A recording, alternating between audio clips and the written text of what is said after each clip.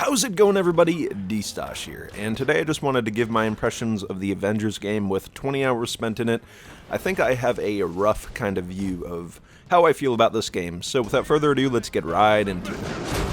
Now first off, let's start with the story. Now, in terms of the main character, Kamala Khan, I actually thought that I'd be pretty annoyed with her, but it actually turns out that she's a really great jumping off point for introducing these versions of the Avengers.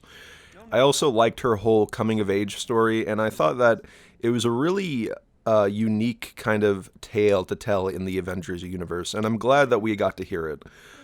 All the other characters have some really solid voice work. I thought Troy Baker was great as Bruce Banner. The only thing that I'm a little bit iffy on is Nolan North as Tony Stark. While Nolan North is a great actor, and he did a lot of great stuff in this game, I mean, his delivery is pretty good. It's just, he doesn't feel like he fits the role of Tony Stark.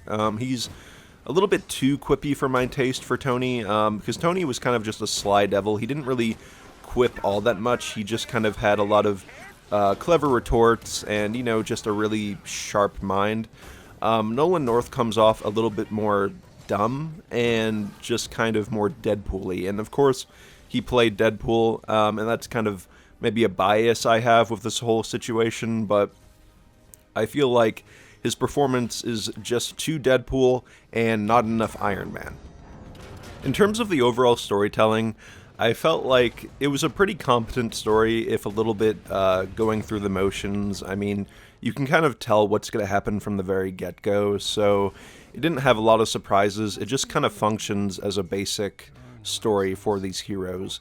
And maybe we'll get better stories in the future because, you know, it's a live service. We're going to get a bunch of other stories, but as for this first story, it's competent, but it doesn't really do anything new. It also has a lot of pacing issues, especially in the latter half. It felt like there was a lot of just kind of filler quests thrown in there just for, you know, the runtime.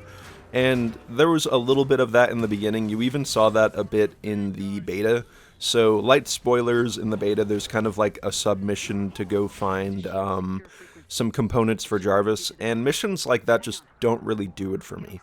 The campaign is at its best when it's telling a really straightforward linear plot with like Kamala or any of the other heroes, and it has story progression. But these fetch quests, they don't really do much for me, and they just feel like a drag. But overall, a pretty decent campaign.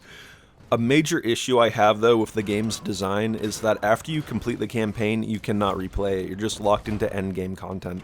And I know Destiny did this as well, and I hated it there too. And the fact that we paid $60 and we can't go back and play the campaign is kind of absurd to me. And the campaign has a lot of the best mission design, I think, so we can't go back to that, and that's a real shame.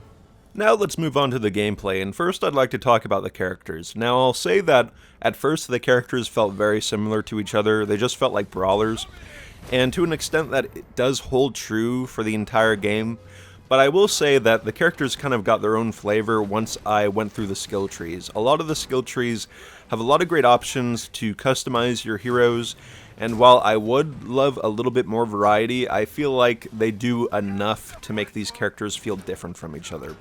My favorite example is Captain America, where you could unlock an ability where you can throw your shield, and then after you throw it, you can actually kick it back, just like in the movie, and do extra damage. Tony has a lot of cool stuff too, like laser beams, where you can actually use them in melee combat and do like whirlwind flurries with them. So, a lot of cool stuff going on, a little bit samey at times, but I feel like it does enough to make them feel different. Now let's talk about level design. Now, this level design is kind of a mixed bag for me because I feel like a lot of the indoor areas are pretty good. The only issue is that they are so goddamn repetitive. You go down the same hallway so many times, and so many spaces are recycled for the endgame content, it's absurd. A lot of the campaign missions have a lot of set pieces and cool environments, but like I said before, you can't go back to that.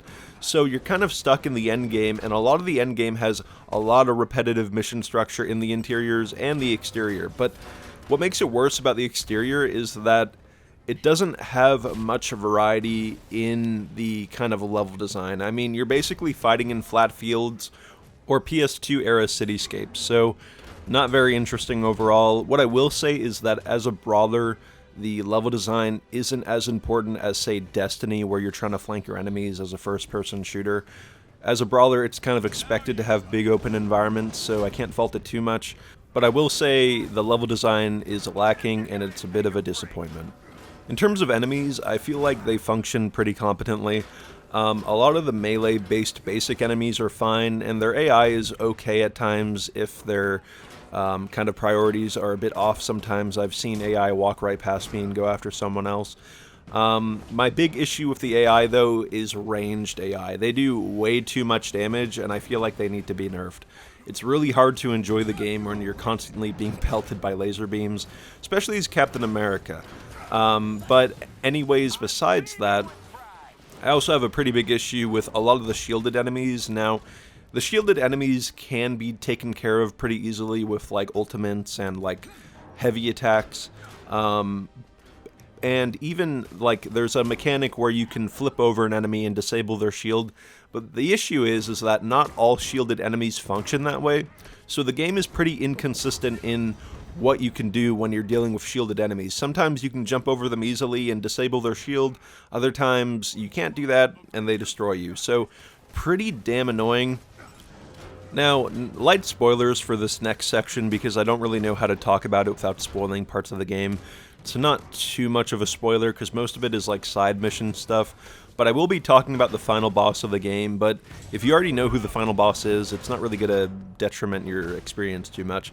But basically, I think the bosses are kind of a mixed bag. I think the first fight with Taskmaster is kind of, you know, a basic tutorial almost, so not really that interesting. Abomination was sadly probably the best boss in the game, just because I thought he was the most fleshed out in terms of his attacks and stuff. A really good fight between him and Hulk. Aside from that, a lot of the aim robots are pretty decent, but it really just turns into destroying vents on their side, so they don't really feel like an actual boss, but more of just a progression of, you know, basic objectives that we already have in the levels. And MODOK at the end was pretty weak. Basically, you just gotta shoot his thrusters, and it doesn't really do much for me. It's almost like you're fighting one of the robots, so it doesn't really function that well for me. Overall, boss fights, pretty underwhelming. Aside from Abomination, he was pretty good, but everything else is pretty lacking. Now let's move on to graphics and performance, and this is terrible. The graphics are serviceable. They're pretty, but they should not be tanking the frame rate this much. They are certainly not the best looking graphics I've seen, but this is certainly some of the worst frame rates I've seen in a video game. On the base PS4, which is what I played on, the game could sometimes stick around 30, but it usually went down to 26 or 25, and in some sections even plummeted down to sub 20. So it can get really bad, especially when you know, you're fighting a lot of enemies. A lot of the particle effects and motion blur kind of really tear this frame rate down. And I really wish that they would get rid of a lot of these particle effects and extra stuff just so that the game would run a little bit better. In terms of other consoles, I know that even the Xbox One X can actually get below 30 in performance mode. So yeah, the game is really not well optimized, and this is one of the big issues I have with this game. I can enjoy this game as an average good time, but the frame rate, man, it just completely tanks the experience, and they really need to fix it. And luckily, the frame rate isn't always terrible. In fact, a lot of the story missions have some pretty decent frame rate aside from the final boss. But a lot of the endgame content, man, it just tanks so much, and it really shouldn't be. I mean, Ghost of Tsushima looks much better than this game, and that game runs fine, so they really need to get their heads out of their asses and fix this frame rate. Now, last but not least, we have the microtransactions, yes. I will say that this is pretty egregious. At first I thought, hey, you know, it's not too bad. The Battle Pass you can get through pretty easily by just completing challenges, but it gets really repetitive, especially when you're just trying to do like a challenge and you're only getting a fraction of a, you know, level.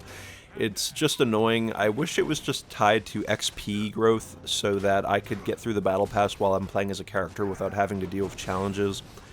It's just really egregious, and luckily a lot of the cool skins you can get for free. In fact, one of my favorite Captain America skins you just get by beating the game. So I'm pretty happy with that, but in terms of a lot of the other characters, yeah, the Battle Pass system is just too hands-on. I just wish it would work when I'm playing as the hero, because unlocking all these cosmetics is just way too much work. I just wish that we could go back to the days where we could just unlock cosmetics without going through so many hoops. So let's get to the point. Is the game fun? Is it worth your time? Well, it's kind of complicated. The game has a huge amount of issues, and you certainly should not buy it now.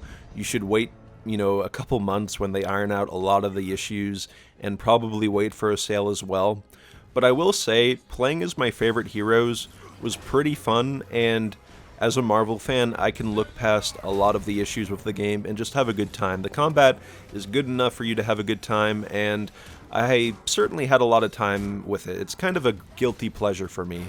I am really sick of games coming out unfinished and having to wait months before the game is good, like Destiny or The Division, but this is the reality we live in, and you can vote with your wallet, but if you want to play an Avengers game, this is really all we got. So anyways, this was D-Stosh. I hope you enjoyed the video. If you have any thoughts, please leave them in the comments, and this was D-Stosh, and I'll see you in the next one. D-Stosh out.